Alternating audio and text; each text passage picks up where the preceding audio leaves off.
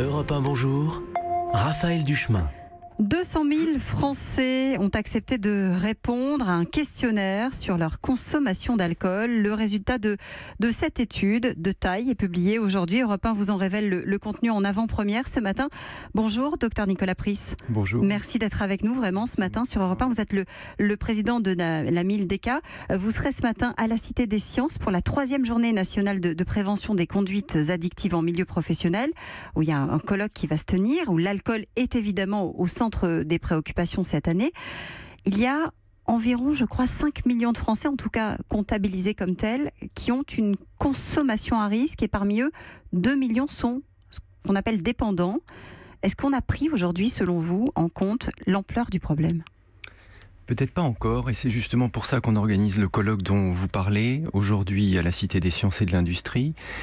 Et l'enquête qui est publiée aujourd'hui par l'équipe de l'INSERM de Marie-Zins et M. Eragne, qui va nous donner justement un éclairage supplémentaire sur les liens entre cette consommation, qui effectivement est une consommation, je crois, dont on n'a pas pris suffisamment l'ampleur d'une manière générale en France, compte tenu de ses conséquences sur le plan de la santé, conséquences sociales. Je pense en particulier aux violences. On discute en ce moment à l'Assemblée nationale la loi sur les violences sexistes et sexuelles. Eh bien, 1/3 des viols en France sont commis sous l'emprise de l'alcool.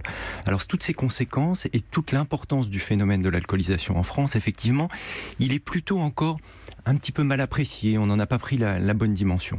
Donc, ces résultats, effectivement, confirment l'importance du problème et nous montrent bien que sur la tranche d'âge des 18-35 ans en particulier, on a 30% des hommes qui sont dans des consommations dangereuses. Ce sont des phénomènes vraiment importants. Je disais tout à l'heure, 5 millions de Français ont une consommation à risque. À partir de quand, pour que les gens comprennent bien, à partir de quand ça devient une consommation à risque ?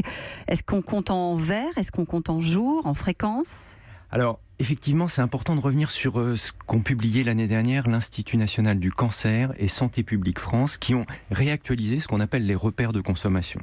Et d'abord, première chose, c'est pas une loi du tout ou rien, l'alcool. C'est un continuum de risques. Plus on boit, plus on augmente les risques. Mais en fait, ça commence assez tôt, la prise de risque. Et aujourd'hui, on sait que, au-delà de divers standards d'alcool, au fond, que vous buviez un apéritif, un verre de vin, un digestif, ce que vous voulez, c'est la même chose. Mais au-delà de divers par semaine, quel que soit le sexe, vous avez un risque qui augmente sensiblement. Et ça veut dire que c'est un peu plus d'un verre finalement. Oui, un verre et demi, un peu moins de 2 verres. On est à moins de 2 verres par jour et par personne. Et les recommandations vont même jusqu'à préciser que il faut avoir des jours sans consommation, qu'il faut boire de l'eau en même temps que l'on boit de l'alcool, ou après ou avant, qu'il faut s'alimenter en même temps, si on va avoir une consommation qui soit la consommation revendiquée par beaucoup de monde, qui est une consommation plaisir, mais qui au final va éviter qu'on tombe dans ces complications et qui pour 50 000 personnes par an en France entraîne un décès. Alors il y a énormément de choses dans cette enquête. Moi ce qui m'a frappé aussi, c'est de voir qu'il y avait de plus en plus de femmes qui buvaient et que, contrairement aux idées reçues, ce sont des femmes avec un certain niveau social qui boivent parfois jusqu'à une bouteille en rentrant chez elles.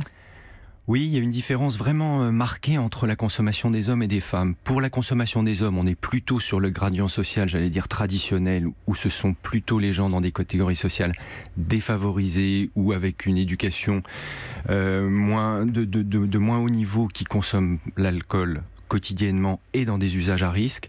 Pour les femmes, c'est un petit peu l'inverse, effectivement. On a plutôt des femmes qui, dans ces catégories-là, sont relativement préservées, mais effectivement, plutôt dans les catégories socio-professionnelles, avec des métiers peut-être un peu plus difficiles, un peu stressants, le fait qu'elles doivent aussi assumer les tâches quotidiennes à la maison, etc. On a l'impression qu'il y a un besoin d'un espèce de relâchement qui est provoqué par la consommation d'alcool, le soir en particulier. Ça veut dire que c'est aussi un phénomène social, sociétal ? Je crois que la consommation d'alcool en France est une vraie question de société qui a beaucoup de déterminants, des déterminants qu'on voit désormais dans la question de l'emploi, dans la question du chômage aussi, parce que cette enquête nous montre vraiment... Alors oui, ça c'est un point intéressant. 2,5 fois plus d'addiction à l'alcool chez les demandeurs d'emploi. Et alors ce qui est particulièrement troublant, c'est que la consommation d'alcool, elle est présente avant la perte d'emploi. Elle n'apparaît pas après. Elle est déjà là. Enfin... Oui, il y a deux choses. Il y a d'abord le fait qu'effectivement, quand même, l'emploi, d'une manière générale, préserve des problèmes de santé, y compris des consommations de substances psychotropes. Ça, je crois que c'est le résultat de l'enquête le confirme, et tous les travaux sur ce qu'on appelle les inégalités sociales de santé montrent bien qu'avoir un emploi, c'est plutôt protecteur vis-à-vis de plein d'autres risques. Ça, c'est la première chose. Mais on voit effectivement qu'une partie des gens qui sont en chômage ont en fait commencé à boire lorsqu'ils étaient en emploi, et c'est cette consommation d'alcool qui les a projetés malheureusement dans la perte d'emploi. C'est un facteur de risque accru de perte d'emploi. Absolument, absolument.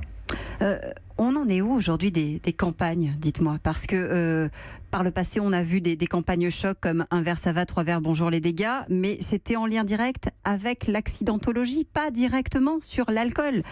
Jamais de campagne choc finalement sur l'alcool. Oui, enfin, il y a quand même des... Il n'y a pas que les campagnes, si j'ose dire, pour essayer de faire de l'information utile aux populations.